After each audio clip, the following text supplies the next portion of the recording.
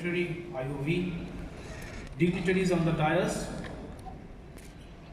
uh, Dr. Shapon Panchachoy, President, Thai Appraisal Foundation, Mr. Norm, and about 1,200 valuers, bankers, regulators, accountants, engineers, advocates, and architects are assembled here to provide that highly needed energy to Indian valuation so that it can complete its quantum jump successfully and to achieve the goal of creation of a valuation profession supported by its own statute, Valuers Act.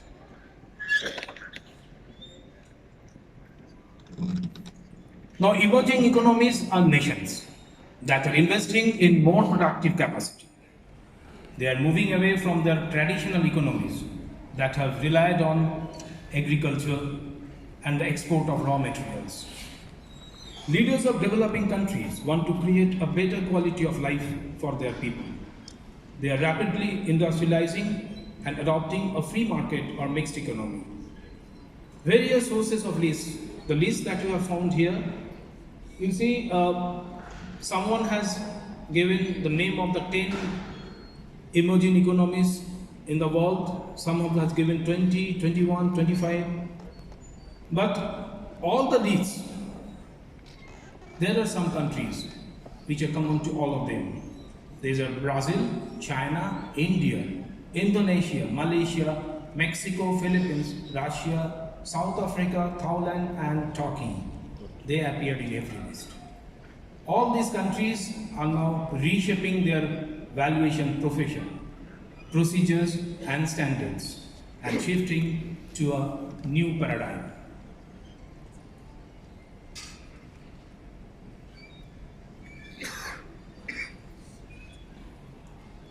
The famous Prussian-German philosopher Immanuel Kant in 1787 used the phrase revolution of the way of thinking while discussing the conflict between Greek mathematics and Newtonian physics. After nearly 200 years, in 1962, the American physicist and philosopher Thomas Kuhn introduced a new concept, paradigm shift, in his influential book, The Structure of Scientific Revolutions. According to him, a paradigm shift is a fundamental change in the basic concepts and experimental practices of a scientific discipline. Under normal science, scientists encounter anomalies that cannot be explained by the universally accepted paradigm. To address the crisis, scientists push the boundaries of normal science in what Kant called extraordinary research. Eventually, a new paradigm is formed, which gains its new followers. For Kant, this stage entails both resistance to the new paradigm and reasons for why individual scientists adopt it. According to Max Planck, a new scientific truth does not trump by convincing its opponents and making them see the light, but rather because its opponents eventually die and a new generation grows up that is familiar with it. Ladies and gentlemen, my valued friends from India and abroad, we are all observing this phenomenon, that a lot of changes is taking place all over the world. Those who are able to accept, they are accepting, and those who are not, they are leaving the market. Kant described it as the adoption of a new paradigm, which we are very soon going to see in India. Finally, as aftermath of the scientific revolution, in the long run, the new paradigm becomes institutionalized as the dominant one. Textbooks are written obscuring the revolutionary process. And that has happened, and that is also going to happen.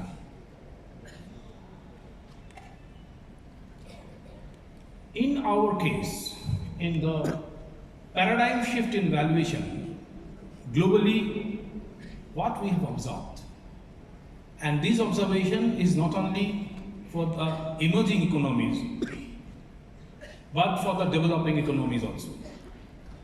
The first one is to form a non-regulative regime to a fully regulated regime. which will wholly regulated profession of valuation. The second one, the paradigm shift that the world is observing, is from non-structured valuation, education and training into an university degree in valuation and then starting the profession. The third paradigm shift that is taking place all over the world is from continuous education program for valuers, which we think that it is essential for the valuers only. But the world has found that the continuous education program is also needed for the end users, that is the bankers, auditors, tax authorities, etc. The fourth one that we observe, that from the regime of valuation by judicial pronouncement to the valuation in compliance with international valuation standard. And the final one, the transformation of the valuation profession from the hand of accountant and engineers to the hand of the valuers. Ladies and gentlemen, let us first discuss a little bit about the change in regime, about the change from the non-regulated valuation profession to the regulated one. Let's take us the example of our India. Well, our valuation profession has started long back, immediately after the independence, if we talk about the independent India. And our valuation profession is mostly, if we say regulated at all, it has started from the year 1957 after the introduction of Section 34AB in the Wealth Tax Act. But is that really regulated? The answer is no. There is no such regulation up till 2013. In between that, after a long period of time, something has happened in the valuation field when we have seen the introduction of an handbook, not for the valuers, but for the bankers, introduced by the Indian Banks Association in the year of 2011, which we loosely called as the IBA Handbook on Valuation.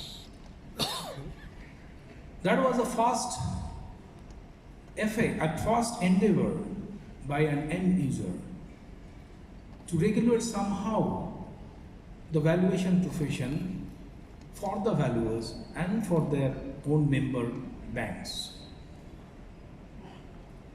The second one is, I should say, it's a revolutionary one.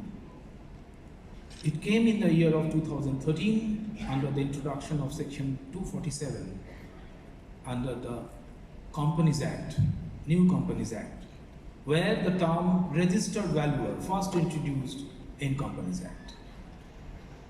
But then also we have to wait for a long time, for another 4 years, because no regulation was there. Who could be a valuer, who would not be a registered valuer under Companies Act? And finally, thanks to Insolvency and Bankruptcy Board of India and their dynamic chairman, Dr. Shahu, who came forward and finally introduced the company's Registered Valuers and Valuation Rule 2017. And we have seen what a change in regulation can change a profession and how this change can take place. The number of valuers suddenly come down from what is an official sources says that at that time in India there were nearly more than 40,000 valuers are practicing. Yes, 40,000 valuers. They might be practicing in banks, they might be practicing in insurance serving, insurance area, they might be practicing in other ways. But well, they all are valuers. They all call themselves valuers. Why this has happened? The same thing is there in India. You will find that those professions which are not guided, which are not empowered by the act of the parliament, anybody and everybody can express themselves at that profession. See the best example of engineers. In India, even a television operator used to put a nameplate outside his building, outside his roof, outside his house as electronics engineer. Even an electrical technician used to write to his visiting card, electrical engineer, because the word engineer is not protected by law. But that cannot be so in case of an architect or an advocate.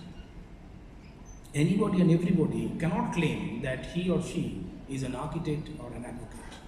So ladies and gentlemen, this is the time when not only India, but the entire world is watching the second biggest emerging economy of the world, India, what we are going to do, what steps we are going to take to protect the profession of valuation and for the progress of valuation. Let us have our own act. Let us have our own valuation act, which will regulate the profession throughout the India and which will be followed by the different countries afterwards. What India thinks today, the entire globe will think tomorrow. Ladies and gentlemen, the next paradigm shift that the globe is observing is the change of the valuation education. Who will work as a valuer? Now, if we demand that we should be having an Valuers Act by which the word valuer will be protected, then we have to see what has happened, what is there in other acts by which the professional word has been protected. Well, it is if we consider an Architects Act, if we consider an Advocates Act, well, only training is not sufficient. Not only that, nobody can claim to be an architect unless he has completed either a postgraduate or an undergraduate degree in architecture from a university recognized by the Council of Architecture. That educational program is recognized by the Council. And then only after passing an examination, that student will be eligible to apply for the term registered architect. There is no question that you have passed something else from other one, whether you are an engineer or an advocate, and then after attending a training program or a 500 hours of education program, it may be a mandatory, it may not be a mandatory, not a mandatory one. And after having a training, you could become an architect. The same thing is followed in case of every profession where the professional term is protected by law. You cannot be an architect, I cannot be an advocate unless you have a law degree, not a law training in legal areas from an universities accredited by the Bar Council of India. You cannot be a doctor. You can have a degree of medical science from outside India. You have to have a degree. But even then, the Medical Council of India has to accredit the degree, otherwise you have to appear for a different exam. So ladies and gentlemen, now the entire world is shifting for a valuation education, which will be an university education, undergraduate or postgraduate, and which will be accredited by the Council of Valuation. The next paradigm shift that we are going to see is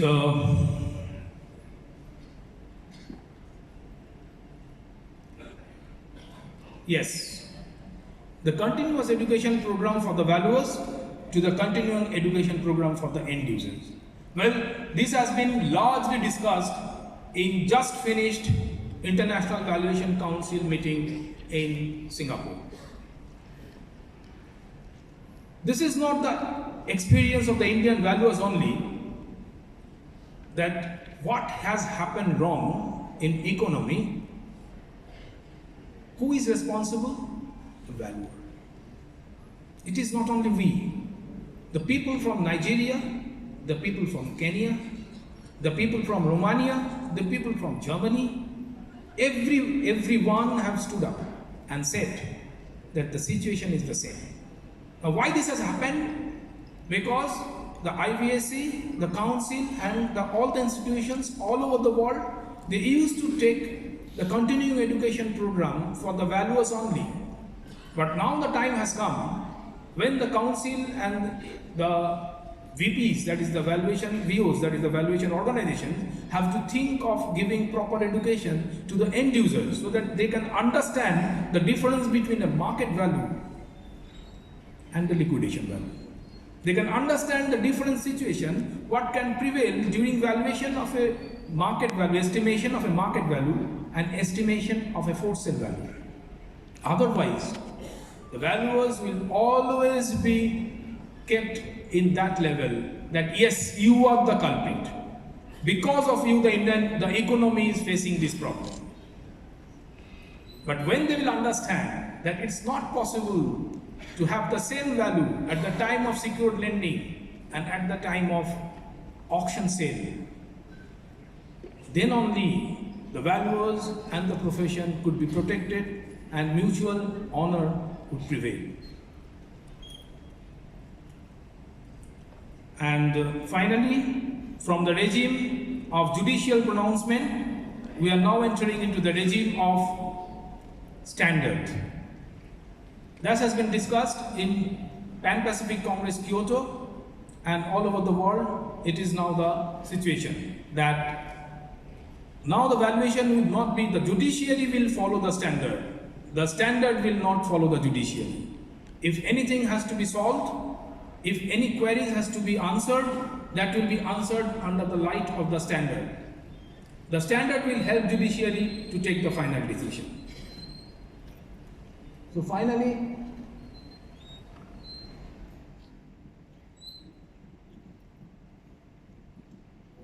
we are in a situation when the entire profession is converting and converging from the accountants, from the engineers to the valuers. So my dear friends, I believe that very soon the Indian valuers will proudly say that we are not accountant, we are not engineers, we are not architects, but we are valuers.